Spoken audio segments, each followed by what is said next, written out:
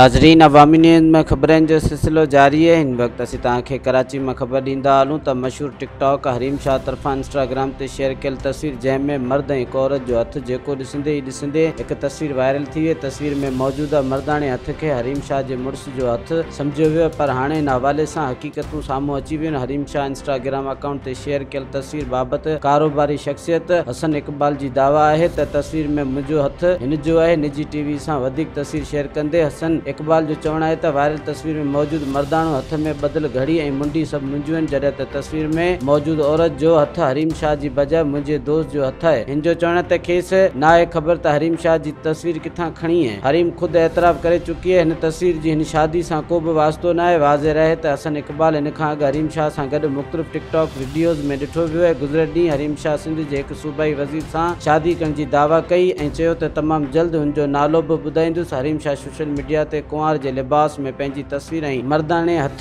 में औरत जे हथ वाली तस्वीर भी शेयर कई है। मज़ीद खबरों और तफसीलात के लिए विजिट करें हमारी वेबसाइट www.awamiNewsHD.com।